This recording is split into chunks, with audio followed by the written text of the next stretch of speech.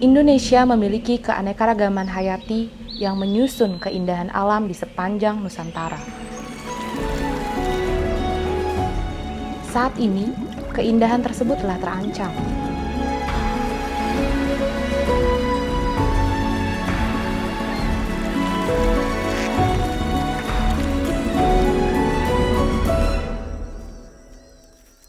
Keindahan bukan lagi anugerah, tetapi sebuah hasil dari usaha kolektif yang penuh kesadaran.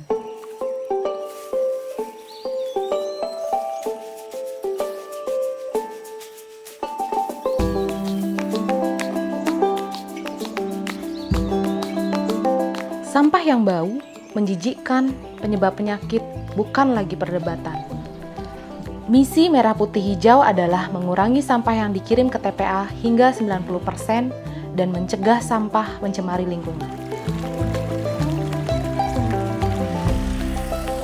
Mayoritas masyarakat tidak tahu bahwa sebenarnya mengelola sampah tidak selalu identik dengan berkotor-kotor. Semua diawali dari mindset. Jika dari pikiran kita memang menyukai kebersihan, bahkan tempat sampah kita pun bisa terlihat bersih. Ketika memulai Merah Putih Hijau pada tahun 2016, kami memperkenalkan cara paling murah, mudah, dan efektif dalam mengatasi krisis sampah. Pemisahan sampah menjadi 3 jenis, organik, anorganik, dan residu, meningkatkan efisiensi pengelolaan sampah. Seiring berjalannya waktu, kami menyadari bahwa edukasi saja masih kurang mendukung perubahan yang kami inginkan. Setelah terpisah, sampah masih diangkut dalam keadaan tercampur dan lagi-lagi berakhir di TPA. Pada tahun 2019, MPH memberanikan diri membangun sistem pengelolaan sampah tingkat desa. Bersama pemerintah Desa Taro, kami membangun fasilitas, memberikan pendampingan teknis, dan melakukan pendidikan komunitas tentang pengelolaan sampah. Keterlibatan aktif seluruh stakeholder yang ada di Desa Taro menjadi kunci perjalanannya sistem pengelolaan sampah untuk menangani permasalahan sampah di desa. Sejak penandatanganan surat dukungan terhadap pengelolaan sampah hingga tahun keempat ini, kami masih terus belajar mengembangkan pengelolaan sampah yang menjawab permasalahan sampah yang ada di desa.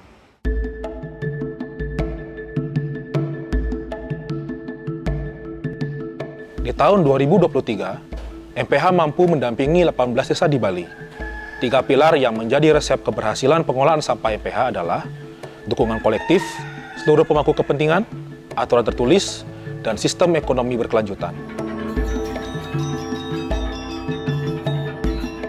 Dengan dibentuknya peraturan tentang pengelolaan sampah di tingkat desa dinas dan desa adat, maka seluruh kegiatan yang dilakukan memiliki payung hukum dan legalitas, apalagi sudah ada Pergub nomor 47 tahun 2019 tentang pengelolaan sampah berbasis sumber. Kerjasama dinas dan desa adat dengan adanya Perdes dan Perarem menjadi landasan ketertiban masyarakat dalam mengelola sampah.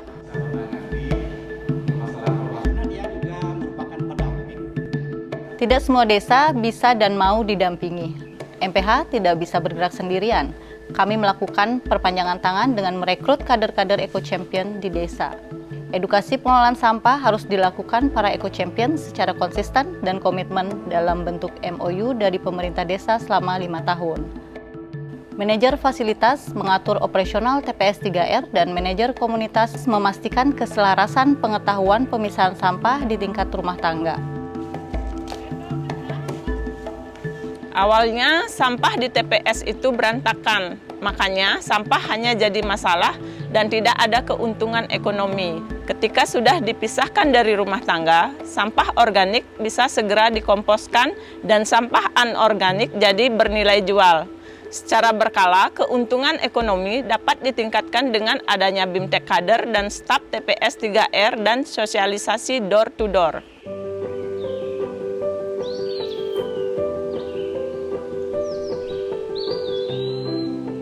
Sampah dari rumah yang sudah terpisah akan diangkut sesuai jadwal dan dibawa langsung oleh petugas kebersihan ke TPS 3R.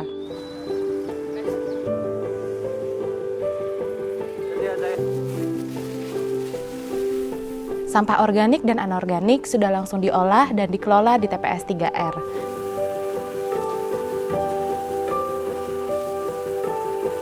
Dan sampah residu sekitar 10-20% langsung kita buang ke TPA. Sehingga dengan sistem pengelolaan sampah MPH, tingkat daur ulang bisa mencapai 50% dan pengurangan sampah yang dibuang ke TPA hingga 90%. Waktu itu diajak rapat Banjar dan ada sosialisasi tentang berlangganan sampah. Tapi sudah disuruh misah, kok disuruh bayar juga? Tapi ternyata itu besar manfaatnya. Keluarga saya sekarang makin disiplin, rumah bersih, tidak membakar sampah lagi. Dan saya juga ingin para pekerja di fasilitas dapat penghasilan yang layak.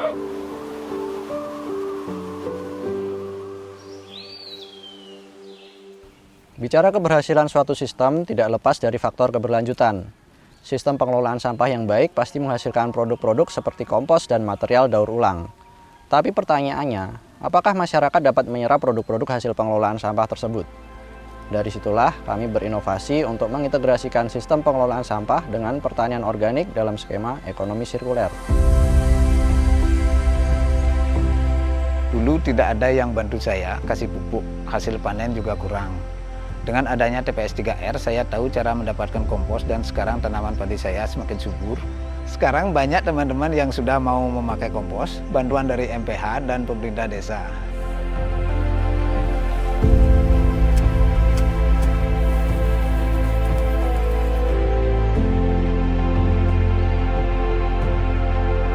Berawal dari kesadaran setiap orang, MPH turut berkontribusi memberdayakan masyarakat sehingga sampah tidak perlu merusak keindahan alam Indonesia. Mari bersama-sama memikul tanggung jawab terhadap Ibu Pertiwi.